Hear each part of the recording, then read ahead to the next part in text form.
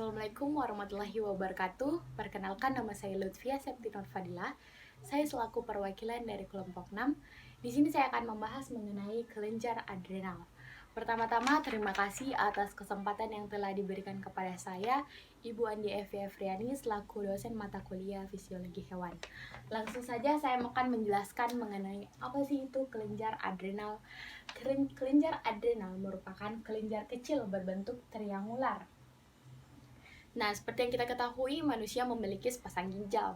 Ternyata letak kelenjar adrenal itu terletak di superior dari ginjal kita. Nah, di sini kita dapat melihat penampakan dari perbesaran dari kelenjar adrenal itu sendiri.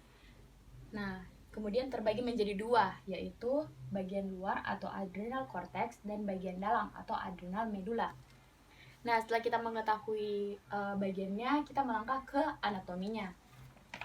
Seperti yang kita lihat di sini, dia itu terbagi menjadi 3 lapisan. Yang pertama, lapisan zona glomerulosa, zona fasciculata, dan zona reticularis. Saya akan menjelaskan ketiga rincian tersebut.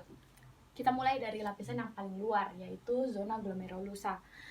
Merupakan tempat dihasilkannya mineralokortikoid yang terutama diatur oleh angiotensin 2, kalium, dan ACTH. Kemudian zona yang di lapisan yang paling tengah itu adalah zona fasciculata yang merupakan tugas utamanya itu sintesis glukokortikoid, terutama diatur oleh ACTH. Kemudian lapisan yang paling dalam atau paling bawah itu adalah zona reticularis, yaitu tempat sekresi androgen adrenal. Nah, setelah kita mengetahui di mana letaknya, bagian-bagiannya, serta anatominya, kita harus mengetahui fungsi dari kelenjar adrenal ini.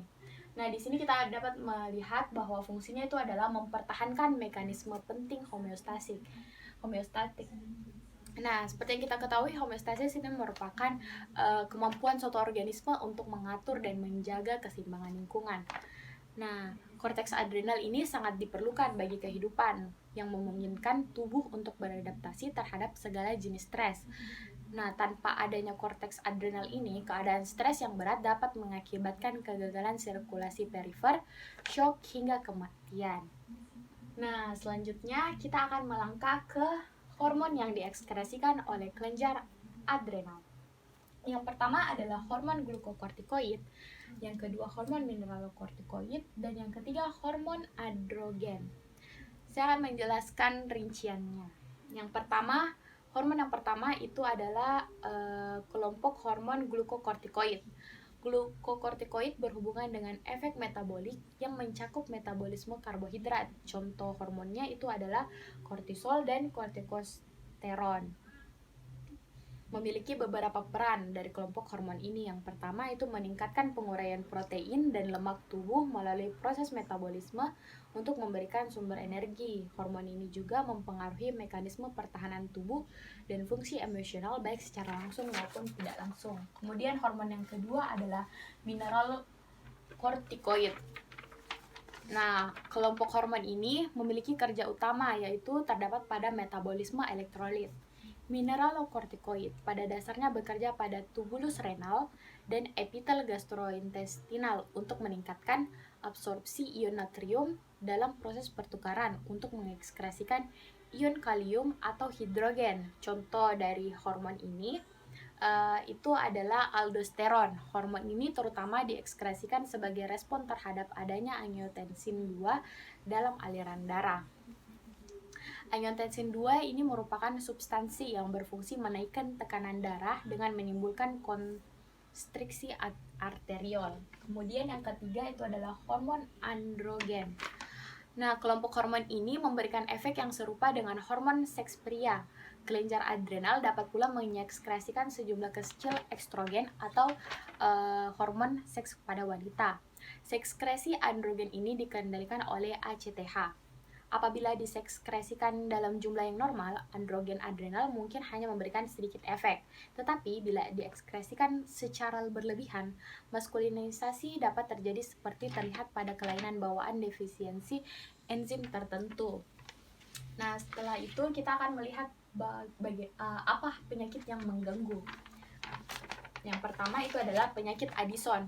atau penyakit autoimun yang terjadi ketika kelenjar adrenal tidak menghasilkan hormon kortisol maupun aldosteron yang cukup.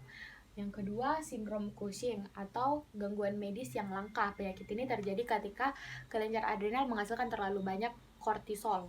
Kemudian yang ketiga, kanker adrenal, yang tumor yang bersifat kanker muncul di kelenjar adrenal penderitanya. Biasanya sel kanker tumbuh di bagian luar kelenjar adrenal. Dan contoh yang terakhir itu kita lihat pheochromocytoma, yaitu tumor yang tumbuh di medula kelenjar adrenal. Tumor ini jarang menjelma menjadi kanker. Baik, sekian yang bisa saya sampaikan. Kurang dan lebihnya mohon dimaafkan. Akhir kata dari saya, melihat situasi pandemi COVID-19 yang terus berlanjut ini, semoga kita selalu tetap di rumah, jaga kesehatan, dan agar penyebaran dari virus COVID-19 ini segera terputus dan kita bisa menjalankan aktivitas kita seperti sedia kala. Nah, demikian yang bisa saya sampaikan. Terima kasih atas perhatian dari Ibu dosen dan teman-teman sekalian.